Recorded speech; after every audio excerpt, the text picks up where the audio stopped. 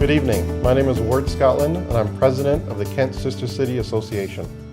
Tonight is our 2016 Recognition Night. You will hear an update about the International Festival. You will meet a year-long exchange student. You will learn about a soccer exchange, and you will hear about our 3 summer exchanges. Please help me welcome our first speaker, Nancy Skipton from the International Festival. Hi, I'm Nancy Skipton, and it's my pleasure to be here as the Kent International Festival Director and to share with you about our festival that took place this past June. Our festival gives all of us a place and a day to celebrate our heritage and culture, while at the same time learning about others who live around us. We have a goal to foster a great sense of community, a feeling of inclusion for all populations living in Kent, as well as a tolerance among all the cultures living here as well. Every year, we have new cultural groups who join our festival, either by attending the festival for the first time, perhaps by having a cultural booth at the festival, or by providing entertainment, by performing on the day of. This year, we had one new cultural group join us, which was the South Sudanese community here in Kent. They did a cultural booth, and they also did a retail booth out on the plaza. We were very happy to have them join us. We also did our first Best Cultural Passport Booth contest, where we had all of our attendees vote on what booths they liked the best, and we gave prizes to the top 3. The other way that we have new groups join us is through our entertainment program, which goes on all day long. We had soloists from Afghanistan and Uzbekistan, along with a full Ukrainian children's choir. I think there were 54 kids in the choir. It was fabulous. We also had a Slavonic folk orchestra, which joined us for the very first time, and they represented several new cultures and countries who joined us for this year. I love being part of the planning committee for the Kent International Festival and love being able to speak about it. I could talk about it all day long, but I think what I will do, however, is share with you a video that best expresses our festival's mission and activities. So here's the video.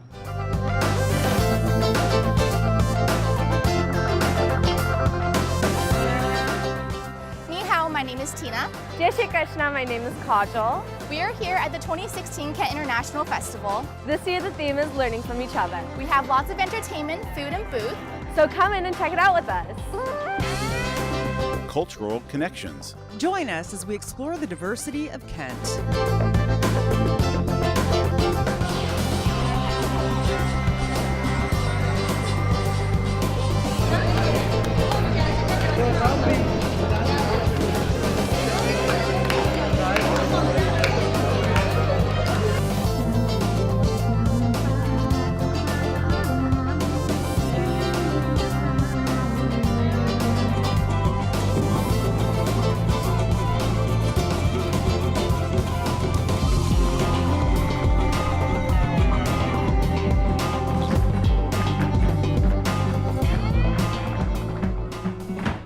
Kind of a fulfillment of a dream that I always had, that, we have such a great, diverse community, but everybody doesn't really know each other.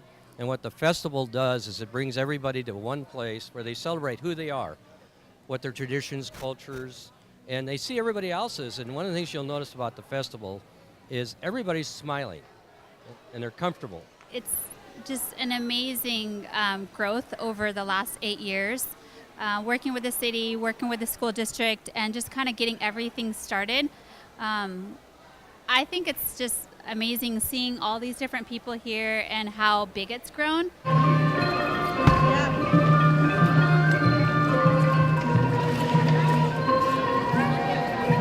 Keep enjoying, get to know your neighbors, get to know the cultures, the clothing, the food. Oh my goodness. We have brought the world home to Kent.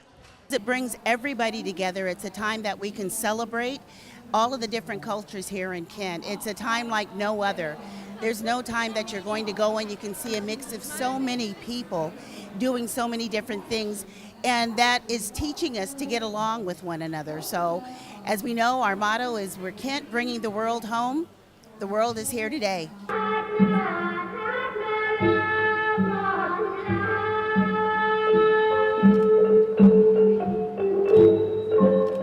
This is such a great event. This is my third year in a row, and each year it is getting bigger and bigger and bigger. So it's lots of excitement, lots of people out here, lots of culture out here. So, and a great day, weather. I mean, what more can you ask for? There's so many great things happening in Kent, and this is the best way in the world to celebrate it. It has been the coolest thing to watch this grow. Every year it gets bigger.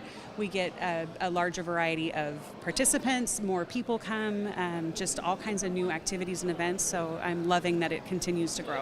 My name is Murtada, and my culture is the Iraqi culture, Arabic culture. And I just wanted to show everybody that the Iraqi culture is not like what people hear is violence, but it's really, really beautiful cultures.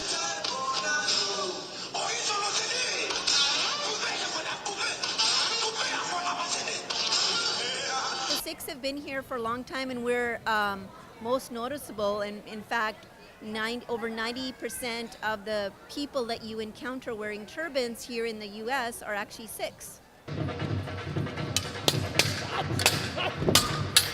So Tina, what was your favorite part of the evening? Definitely the entertainment. They were so much fun. It was really good, but my favorite part was definitely the food. It was absolutely delicious. Yeah, they were so yummy.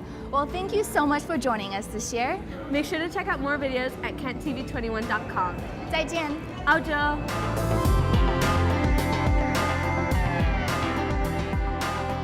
Thank you for watching the video with me and letting me share this with you. Our 9th annual festival will be happening on Saturday, June 3rd, again at Showware right here in Kent. The festival will continue to be a free event for all to attend. So mark your calendars for Saturday, June 3rd at the Showware Center. We will start at 9:30 in the morning with our multicultural worldwide walk, and then we will end at the end of the day with our festival finale with some premium entertainment. I want to see all of you there and join us and celebrate. Hi, I'm Ross Principi. And I'm Derek Ralph. And this summer, we went on exchange to Norway. So first off, the Norwegian students they came over here to visit us. And we had an amazing time when they came over. So some of the things we did is we took them on a tour to Seattle, and we went to the Space Needle and the EMP, and also the Ferris wheel, which was very cool. I'd never been on that before, so it was a new experience for me, and I think it was a new experience for all of us, and it was very cool.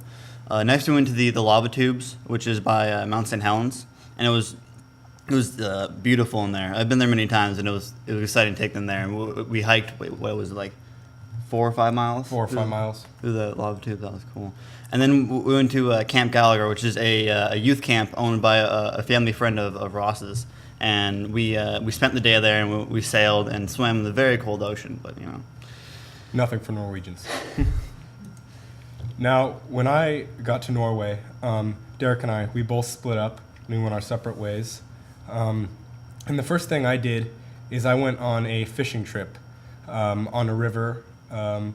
And the special thing about this river is it has world-class salmon fishing, around $3,000 United States dollars for somebody to fish there, on a regular day. But this was kind of a camp hosted by Norwegian, their hunting and fishing club. And so it was such a big deal, in fact, that our camp had made the paper. And my experience there for the first 3 or 4 days is we just walked around Nostal, and it's a very small town. My high school has more people than live there. So what we did is we walked around, and then on the second day, I was told that we're gonna go tour the fjord on a boat, and we got there, and it turned out to be the mayor's yacht, which is kind of interesting. So we turn around, and beautiful waterfalls, beautiful mountains, and they're like, oh, we see those every day. I'm like, wow, I don't see waterfalls and mountains every day. And then after we go around for a while, we stop in the middle of the fjord, and we have waffles and ice cream that were homemade on the boat, which was, you know, once in a lifetime. You never really get to, you know, have waffles in the middle of a Norwegian fjord on the mayor's yacht. So, being us so far apart, around 45-minute drive apart, we rarely got to see each other. And so when we did finally get to got the group reunited, we were at the farm where I was staying at. And earlier that week, we had gone whitewater rafting with a guide. And we really liked the experience, so we kind of decided to do something not so safe. We had kind of found a plastic boat in one of the farm sheds, and we took it and we put it in the Whitewater Rapids, and we rode the boat down the river, and it was, on hindsight, it probably wasn't the safest thing we'd ever done, but it was definitely fun. Yeah, it probably wasn't the safest when that sunk in when we were going down the river after we made it out of like the rapids, and his counterpart was like, "Oh yeah, so there is probably going to be a waterfall somewhere down the river," and we're like, "Oh, so we should probably get out of this before we fall off a waterfall." So that was fun, and it was cold most of the time, and like after a while you get used to it, but the first time, it's almost all the water there is just super cold. So, on our last day, or last 3 days in Norway, we went on a camping trip, the four of us, and this was probably the most surreal activity for myself and Derek. In Norway, there's no laws that say you can't go here. You know, you can go anywhere on a trail. In fact, there is no trail. It's just bushwhacking, but there's no bushes. So you can just walk up a mountain, set up camp, and fish, and climb mountains, and do whatever you want. And this was probably our favorite thing. And we hike up the mountain, and when we're about to leave, the person I was staying with, Torge, his mom says, "Oh, the camping spot is right around the corner." Well, 2 hours later, we finally get to where we're supposed to be staying, and everyone has wet feet. Yeah. I didn't think we were gonna go camping, in Norway. So I just brought the Converse, and walking through mud and water and small rivers is not very fun in Converse. But after we got to the camping spot, we we brought a bunch of food. So we're like, oh, we need to set up a campfire. So we gathered some rocks and made a little fire pit. And we're like, wait, we also need wood. So we sent out Torge and Ross, and they went out with like half a mile to go get dry wood. And after we did that, we found some thin rocks and decided to cook bacon on rocks. That was fun. So while we were on the camping trip, there was this huge mountain peak that kind of overlooked the lake we were staying right next to. And being in Norway, and this is a once in a lifetime opportunity, we decided we were just gonna go climb the mountain, and so that's what we did. We went up and we just hiked up the mountain, and once we got to the top of the mountain, you could see the sea, which was around 30 kilometers away. You could see everything. You could see other mountains, and it was just probably one of the most beautiful things I've ever seen in my life. Yeah, it was just spectacular up there. So we're like, oh, so we'll just hike up that mountain. So we went to the if you look at the panorama, we went all the way to the right, and we hiked up that mountain, and we're like, wait, we should also go to the top of the higher mountain. So we hiked down the other mountain and went back up that mountain. And when we got there, it was totally worth it, because there were like a few small lakes up there. It was just spectacular. So like, you know what, this is a once in a lifetime. We're gonna go like swim in mountain lakes. So that was an amazing experience. So this was definitely the hardest part for both Derek and myself. And this was saying goodbye to our friends and the families that we had met in Norway. You might not know this, but the Norwegians that came to the United States and we had stayed with, we had been together with them for around 30 to 40 days straight. And that's to not get tired of someone 30 to 40 days straight and have no arguments and just get along. That's kind of, that really teaches you how to engage with people. And where we were going to the airport, we had a 5 a.m. flight, and the airport is 3 hours away. So we had to stay up for around 2 days straight in order to get to the airport on time. Yeah, it was exhausting, and when you're that tired, leaving someone that you've been with for 40 days straight, it's not easy. And they were part of our family now. We spent so much time together and learned so much about each other that it was hard. So we both took a lot away from this experience.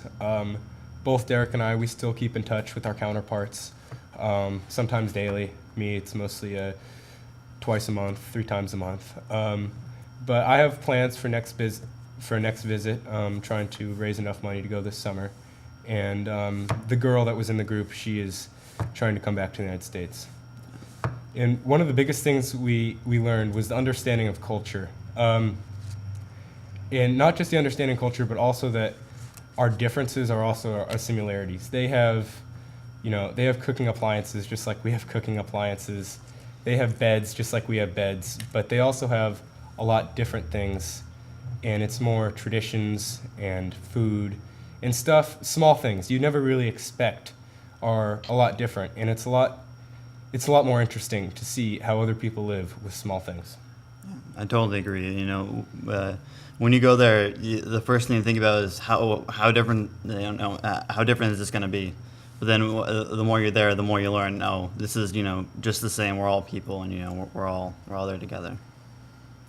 And it's probably friendship is the thing that I took away most. I'd emailed my counterpart beforehand, but I never really got to talk to him that much or meet him in person or see what he looked like. And then getting off the plane and seeing him, I didn't really know what to expect. But then the 4 of us coming together and having such a good bond and friendship, that's what I took away from it. And I would also like to thank the KSCA, the Norway Committee, and also everyone else that helped us get here. It was one of the most amazing experiences of my life, and without them, it wouldn't be possible. Thank you.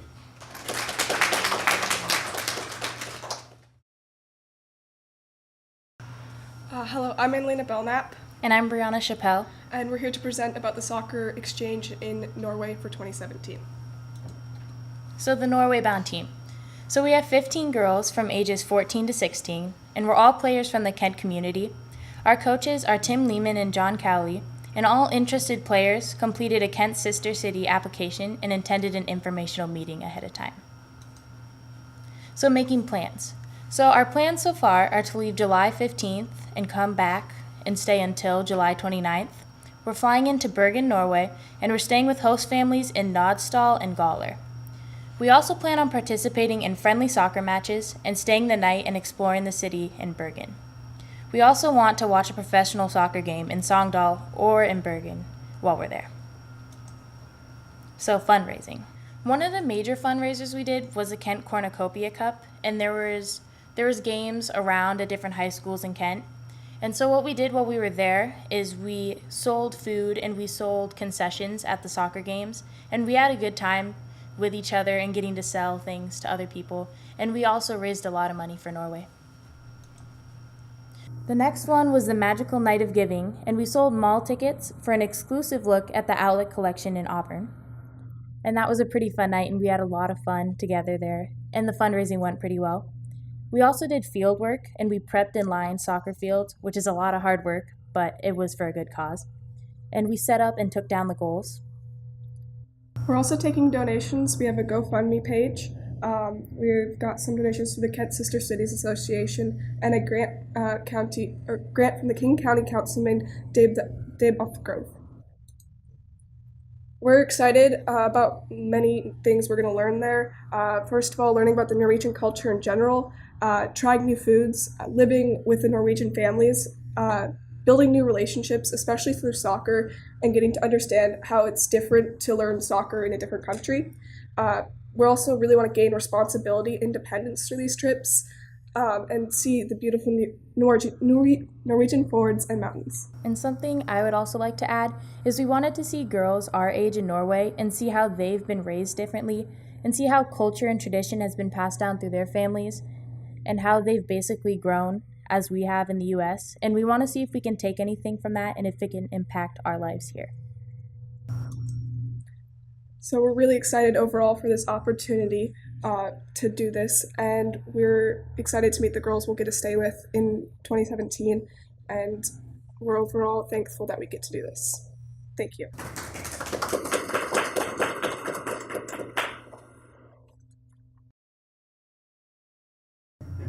Hi, my name is Hokuto Tachibana. I'm an exchange student from Japan. I'm going to talk about my experiences here in the US. I go to Kentwood High School in Covington. Now I joined cross-country team, and I joined Japan club, and I'm going to join baseball team in spring. I joined cross-country team, and we have 30 to 40 members, and my first challenge was run for the 9 miles. That was so hard, and we practiced more than 3 miles every day, but I had teammates who challenges hard practice with, so finally I enjoyed it. I went to Oregon Seaside, and that was my first time to get out of the state, so it was a lot of fun.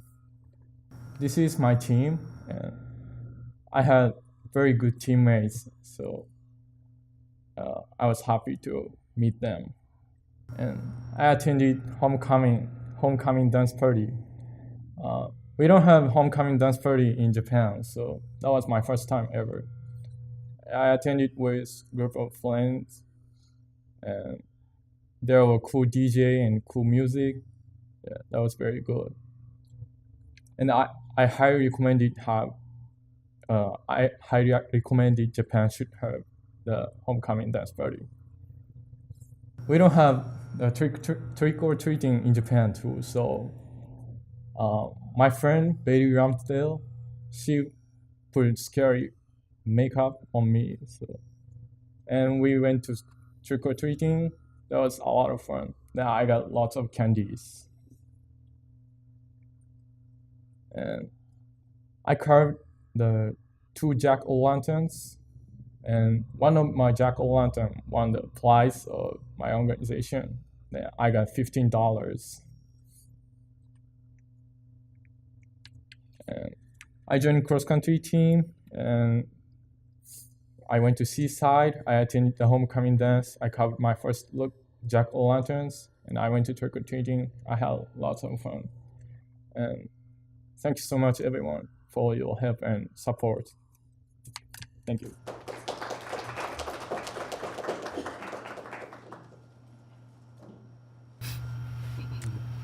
Hello, we're the Kent Youth Ambassadors for the Sister Cities Kent Yangzhou Exchange Program in 2016. So I'm Kristen Manchek. I'm a junior at Kent Ridge High School, and I'm 16 years old. I'm Kan Teng. I'm a junior at Kent Ridge High School also, and I'm also 16 years old. Hi, I'm Laylee Pito. I'm 16 years old, and I go to Auburn Riverside High School, and like them, I'm also a junior. So, for our trip, the first place we went to was Shanghai. That was the first place we landed. And going into this, we all thought our schedules would line up together. But when we got there, we quickly found out that they weren't technically together, because Kane and I had similar schedules. But then Kristen went off and then was off for a week, and we didn't see her. In Shanghai, Laylee and I also went to the Wax Museum. We went there, and it was really interesting because we were able to see a lot of famous Chinese celebrities. Because in America, we're not very educated about Chinese celebrities, and so it was interesting to see how in a different place they have such different celebrities compared to here. And much later in our trip, I think about 2 weeks in, we went to Beijing. We actually went at separate times because they stayed together, and I was with my own exchange student for a while until we reunited. In Beijing, I got to see the Great Wall of China, and I got to walk up it. It was so amazing. It's really surreal to be there because you hear so much about like the Great Wall. The view's amazing, and it was kind of just like, I still can't really believe I went there. Unfortunately, when they went, it was a rainy day, so they didn't actually get to walk up. So when we got back to Yangzhou after a week, after 2 weeks, I guess, some fun things that we did was that we went to a mall, and the malls are huge there compared to our malls, and so we walked around the malls, and it seemed like it was just so huge and big and so many shops. But one place that our host took us was the karaoke place, and that was kind of like the main hangout spot. So that's kind of where we all bonded, and it's a lot of fun, good clean fun. Yeah. Also, the first place we reunited, the 6 of us, was somewhere called the Lion's Garden. And there's so many gardens in Yangzhou, but this was by far the most amazing in my opinion. There's all these like rocks as you can see on the slide that you can kind of like walk through. Like they're like little mountains, and they're like really weirdly shaped, but it's just like feels like you're like in the mountains or something. It's really cool. Also, one of the main like highlights of Yangzhou is the food. When we were there, we decided we wanted to show our families gratitude by making them a dinner one of the nights that we were there. I think it was about 2 weeks in. And so we went to the one of the markets, and we got like all the food to make spaghetti and garlic bread, and it was kind of an adventure, like finding all the stuff to make it with, because in a Chinese market they don't have like a ton of American supplies, so it was kind of fun trying to find everything. And then we met up at Laylee's exchange student's house, and we all ate together, and it was really cool to see their reactions because they were so surprised about how big the portions were. Like they thought it was like a portion for like 3 people because we eat so much in America. It was just a really good time to bond as we made the dinner together. Another interesting thing about the food there was how they put like a Chinese twist on an American dish. So for example, we went to McDonald's a few times, and instead of having apple pie there, they had taro pies, which was really interesting because I've never had one before, but it was really good, so I'd recommend that. And then they also put a twist on Lay's chips. They had the general Lay's brand, but instead of having normal like salt and vinegar or sour cream and onion flavors, they had like sirloin steak and very interesting flavors. Okay, also there were a lot of surprising things about being in a foreign country so far away with so much different culture, but for me personally, one of the biggest things was that China is so monoculture, like everyone is just 100% through and through Chinese, whereas here we have all these different cultures. And not being Chinese or looking even remotely Chinese myself, that was really interesting because when I went into like a small town like Yangzhou, I would be the only European there, and so people would very blatantly stare at me. And one of the other weird cultural differences is that staring is like kind of like more okay there, whereas here it's considered rude, so like rude. And so when I would be walking, like people would just like stare at me as I walked past, like literally like turn their head to watch me. When I was in Shanghai, I think one of the funniest experience I had when I was there is this one lady just came up and said, "Hello, hello," and then sat her baby down on my lap and started taking pictures of us. And that was, I will never forget that. It was really funny. So Kayan and I kind of had the opposite problem. Since we're both Chinese, we fit right in. And so that was kind of like a culture shock, just being surrounded by a whole bunch of Chinese people. I had never been around that many Chinese people, so I was just kind of like, oh my goodness, there's so many people here. And were a lot of people in Yangzhou. It's just a small place of 4 million people. Yeah, so. And another surprising thing there was their English, because first of all, it was really, really good. Like I've had a few exchange students before, but their English was by far the best. And they also spoke British English, which was interesting because when you go to China, you don't really depict them to speak British English. And so instead of saying like trash can or something, they said rubbish bin. And so that was an interesting, different thing that I noticed. So a fun fact about me is I was actually born in Yangzhou, which is the city we went to. So when I first learned about this program and I found out that it was Yangzhou, I got really excited because I would be able to visit like my hometown and then also experience what life is like there, and then also like with my counterpart, how she lives her life and how mine could have been if I had not been adopted. So the pictures up there are me visiting my orphanage, and that was the Yangzhou Social Welfare Institute. And I got to take a few pictures, and something that I found that was really cool is that they have a wall of all the pictures of the children that have been at their orphanage. And so I kind of scouted that picture up there and found myself there, and then I put a star next to it showing that I had come back, and I also wrote in a book just explaining that I had come back, and I was very delighted to. I think one of the biggest takeaways for us on this trip was just We had so much time to bond with each other and also all of our counterparts. By the end of it, we're all just kind of a little family.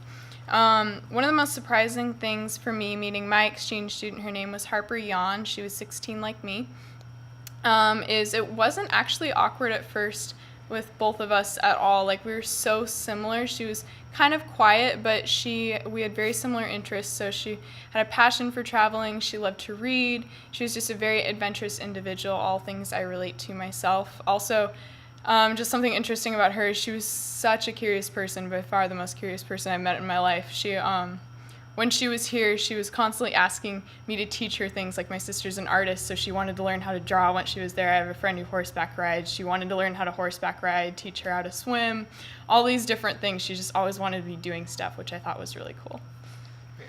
So my exchange student's name was Liu Jian, or in English, he chose James. And so at first, it was a little bit awkward the first few days, but after the first few days, it was a blast the whole time. By the end of the trip, we had a friendship that we will never forget. For example, I still talk to him at least once a week, every month. And so that was a really fun thing to do. And it's a relationship that I'll never forget. So my host partner's name was Mon Yi, and right off the back, her English was really good, so that helped with the communication. And when I first got there, I wasn't quite used to just the whole cultural differences, and so something that was really nice was that her family was so accepting of me not always being in the happiest mood sometimes, and they were always so welcoming. And then also something that Mon Yi and I have in common is we have the same birthday, and so we're the exact same age, and so we kind of bonded over that. And also she really liked these dramas that she would watch, and she would have me watch them, and even though I didn't understand them, I still was super into them. Okay, so going to China, we had one biological family, but then leaving, we definitely had 3 families. First, our biological. Second was the 6 of us, because we made such a close bond. And then third, our host families. And so being there, it really shows you how, even across the world, you relate to them so much, and they really do care for you, and you really learn to care for them as well. Another takeaway was the characteristics that we took away from this trip. For example, when we left China, we were all a lot more mature. We went there, and I could say that at least I was a little bit shy, but coming back, I was more outgoing and willing to talk to a lot more people. So with Laylee and Kristen. Go ahead. Yeah. So we just all 3 of us wanted to thank both the cities of Kent and Yangzhou, and also the Kent Yangzhou Sister Cities Association, and also all the other groups, and just also our parents for supporting us, because it was a long and fun, hard 6 weeks that we will never forget. This program, I'm so glad that is here, because we learned a lot about ourselves and the world, and it's just such a great program, and so we just wanted to say thank you. 谢谢. Hi, my name is Cassandra Spring. Hello, my name is Jude. Everybody talks about. And we both had an exchange in Japan, and we are going to talk about what we found interesting there. So I did foods in Japan. Typical Japanese meals. A typical Japanese meal consists of a bowl of rice called gohan, a bowl of miso soup, miso shiro, pickled vegetables, and fish or meat. Proper Japanese dining etiquette. When you start your meal, you say itadakimasu, which means I humbly receive. You never play with your chopsticks. Don't point with them, wave them around like a composer, stab your food with it, or rub them together. It's tempting, I know, but you kind of have to suppress your urges. Do not stick your chopsticks upright in rice, because it represents the dead. Dump a small amount of soy sauce into a small dish to avoid wasting the soy sauce. And slurping is allowed because it is compliments to the chef. Finish all your food, of course, because it's impolite to leave food just laying around. When you finish your meal, you say "Gochichou-sama deshita," which is giving thanks to your food. Make sure to clean up after yourself, because it's really impolite to leave your plates lying around. You neatly stack your plates up and place your chopsticks on top. Okay, my presentation is the differences between the American high school and the Japanese high school. History of the high school. The first special is the characteristics of Kayabata High School. A long time ago, it was first constructed in the Edo period, some sort of like that. A long time ago, it was a boys' school at first. Second time, it was a girls' school at first, and back in 1944, after World War II, it came to a co-ed high school exactly, and Kayabata High School has 1500th anniversary. Anyway,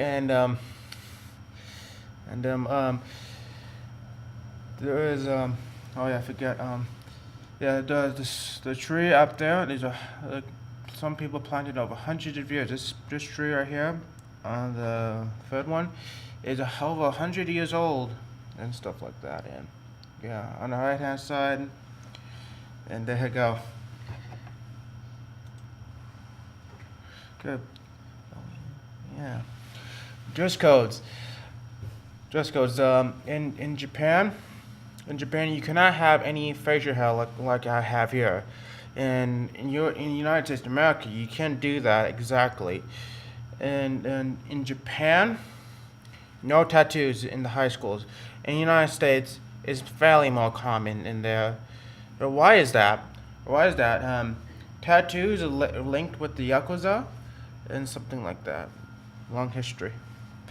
And I forget. In the countryside, they wear longer skirts in the countryside. In the cities, they wear shorter. And on the left-hand side here is the summer uniform. And the right-hand side is a winter uniform. Japan has uniforms of both schools, public and private. In America, we do have them only in private schools, not in public schools. Popular summer foods in Japan. One of my favorite Japanese summer foods was the somen slide. The somen is a type of noodle that is made out of wheat flour and salt. The somen slide is a bamboo tube that's been cut in half, and there's always going to be a constant flow of water going through it. How to eat from the somen slide. So this was the hardest part about eating the somen. So the somen noodles are placed on the top end of the slide. You have to catch your noodles with chopsticks as it comes flying down the slide. When you finally catch the noodles, which is really difficult, you dip the somen into a cup of cool broth soyu, and you just eat and enjoy. Kakigori, which is a dessert. Kakigori is a shaved ice dessert. The dessert is often flavored using syrup or sweetener or condensed milk. Kakigori is very similar to an American snow cone. The only difference is that the ice in kakigori is much fluffier. Zaru soba. Soba are thin noodles made out of buckwheat flour. It is usually eaten cold with a side of soyu. Soba consists of a bowl of soba, some soyu in its own cup, and a dish of wasabi. So when you eat this, you want to mix the wasabi into the soyu, and you take some of the noodle. You want to take some of the noodles and dip it into the sauce to eat. Okay. Oh yeah, clubs. And in Japan, they usually fund their clubs exactly. They usually do fund them. Like the kendo club. Like the kendo club in Japan is so big in Japan. They'll fund it. They'll look good. In America, we don't usually have the kendo club. It costs too much money, like about $300 for a suit or something like that. And in America, we usually have a Native American club, like you have two people like here, Geronimo Chief Joseph, like that, and moving up a grade. In Japan, you gotta take a big test before you moving up a grade. Like you go into you go in middle school to high school, you need to take a big test like that, and you don't pass the test, you don't move up a grade. And in Japan, grades matter the most. In America here, you gotta take a big test too. It's a little bit more lax than that over Japan. You fail the test, you still move up. Lunches, okay. In Japan, they usually eat in the classrooms a lot, more. The Japanese students usually eat bento boxes, or they're mostly smaller than the average American lunch, smaller than that, and usually I go out to get some at student store maybe too. In America, we usually eat lunchrooms and stuff like that, and much bigger portion sizes too. Janitors. In America, we have paid adults do all the cleaning of the students. In Japan, they clean the classes by themselves. You know why is that? Because get a better respect of the school. Like America here, we don't usually respect as much. That's why Japan's so clean, too. Japanese candies and desserts. Okay, so this was my number one thing to do when I went to Japan. I had to eat some dagashi. So dagashi is the cheap Japanese candy and snacks. It can be bought for around 5 to 10 yen. It is very similar to American penny candy, and they're sold in stores called dagashiya, but can also be found in basic Japanese convenience stores. Dorayaki. Dorayaki is a confection that consists of 2 pancake patties and a red bean paste in the middle. Dorayaki patties are made out of castella, and the red bean paste is called azuki red bean paste. Kit Kat. So this was one of the fun things to discover in Japan. The word Kit Kat sounds like kitakatsu, which means good luck in Japanese.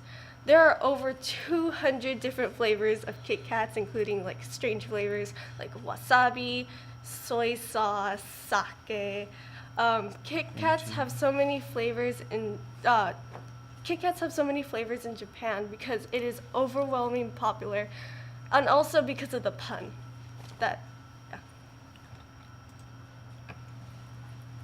Oh yeah, summer school usually in summer school in American society is bad. Exactly, it's like in America, it's like summer school is bad.